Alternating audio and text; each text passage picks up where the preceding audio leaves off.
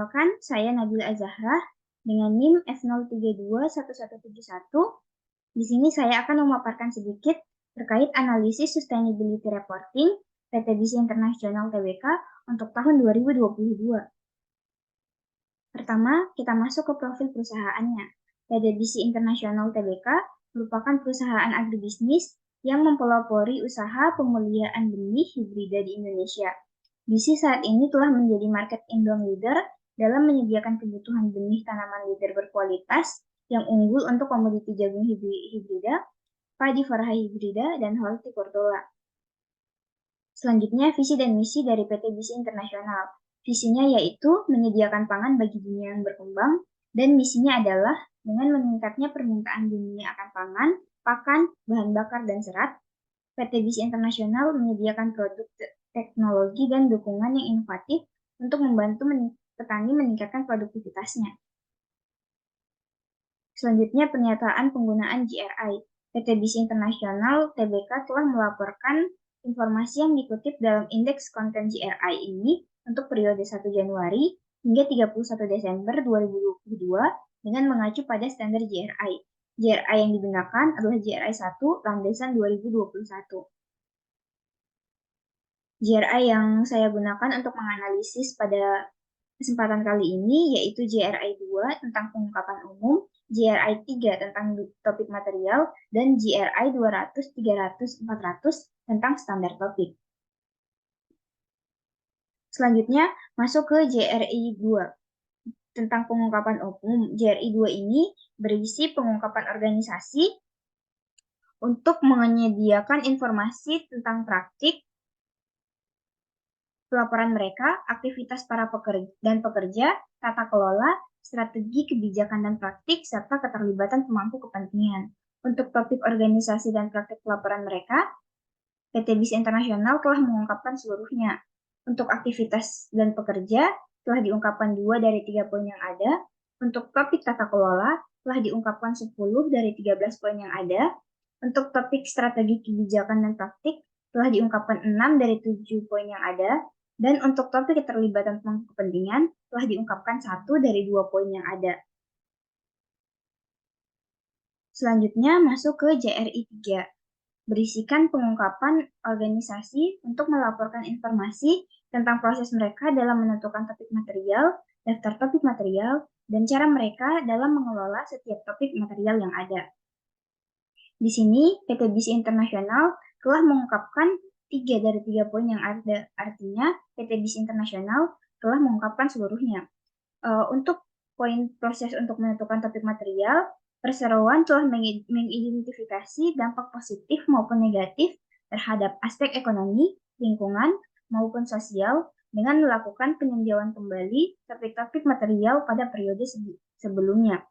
Untuk daftar topik material dari PT BISI Internasional mencakup emisi, energi, limbah, ketahanan pangan, komunitas lokal, kesehatan dan keselamatan kerja, praktik ketenagakerjaan, pendapatan dan upah, nilai inklusi ekonomi, pelatihan dan pendidikan, serta pemasaran dan pelabelan.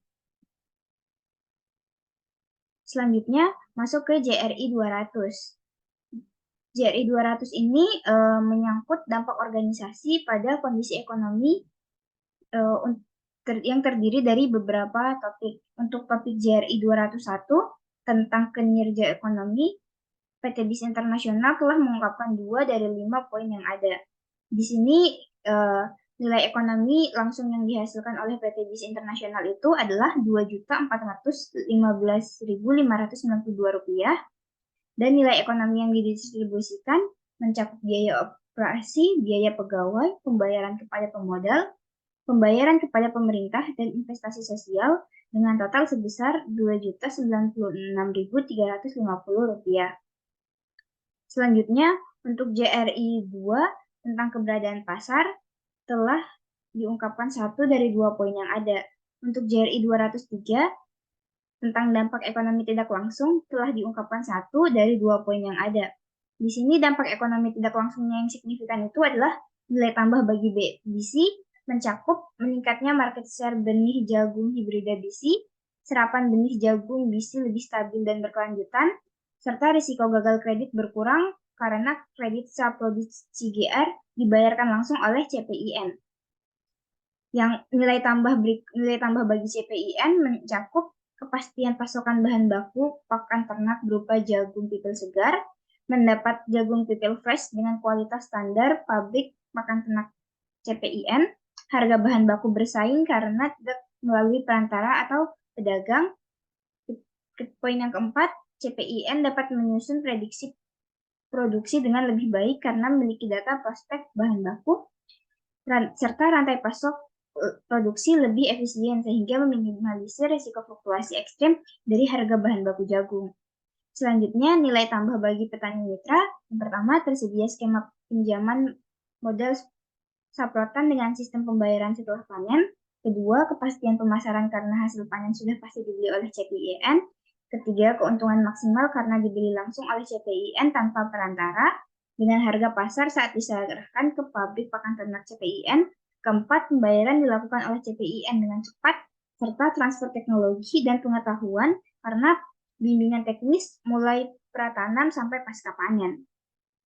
Selanjutnya, JRI 204 tentang praktik pengadaan telah diungkapkan seluruhnya oleh PT Gizi Internasional, dan untuk JRI 205, 206, serta 207 tentang anti korupsi, perilaku anti persaingan, dan pajak tidak diungkapkan oleh PT Gizi Internasional.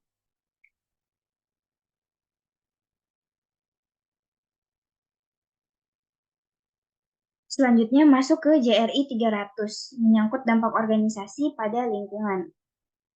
Yang pertama ada JRI 301. Untuk topik JRI 301 tentang material ini tidak diungkapkan oleh PT Gizi Internasional. Untuk berikutnya JRI 302 telah mohon maaf. Selanjutnya untuk topik JRI 302 tentang energi telah diungkapkan 2 dari 5 poin yang ada.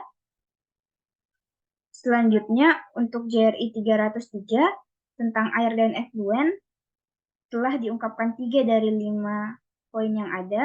Untuk JRI 304 tentang keanekaragaman hayati tidak diungkapkan sama sekali karena wilayah operasional tidak berada atau tidak dekat dengan kawasan lindung cagar alam. Berikutnya, JRI 305 tentang emisi hanya diungkapkan 2 dari 5 poin yang ada. Di sini emisi BC itu mengadopsi pendekatan netralitas karbon untuk merespon tantangan dalam mengatasi dampak perubahan iklim melalui pengendalian emisi GRA. BC juga berupaya untuk mengurangi ketergantungan dengan tidak menggunakan energi fosil batubara.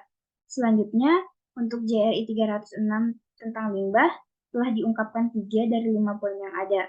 Dan yang terakhir, JRI 308 tentang penilaian lingkungan pemasok tidak diungkapkan sama sekali oleh PT Gizi Internasional. Selanjutnya, JRI 304 menyangkut dampak organisasi pada sistem sosial di tempat organisasi beroperasi. Yang pertama, ada topik JRI 401 tentang kepegawaian telah diungkapkan 1 dari 3 poin yang ada. Berikutnya, ada JRI 403 tentang kesehatan dan keselamatan kerja telah diungkapkan 10 dari 10 poin yang ada. Artinya, PT Gizi Internasional telah mengungkapkan seluruhnya.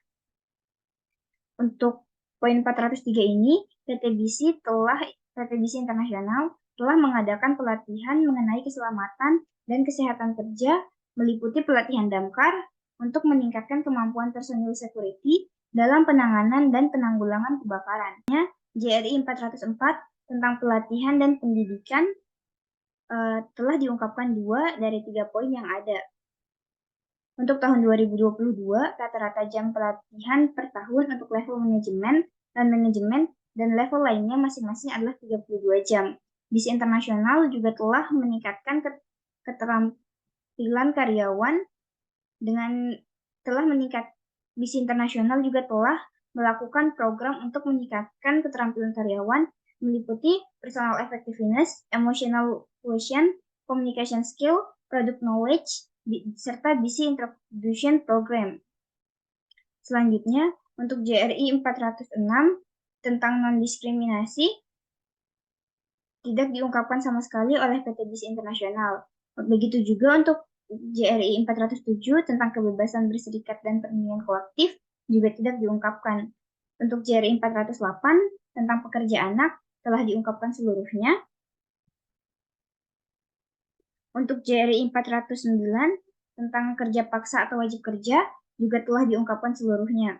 Untuk JRI 410 dan 411 tentang praktik keamanan dan hak masyarakat adat tidak diungkapkan sama sekali. Untuk JRI 413 tentang masyarakat setempat telah diungkapkan seluruhnya. Untuk JRI 414, 415, dan 416 tentang penilaian sosial pemasok, kebijakan publik, serta kesehatan dan keselamatan pelanggan tidak diungkapkan sama sekali oleh PT BIS Internasional. Selanjutnya, untuk JRI 400, mohon maaf.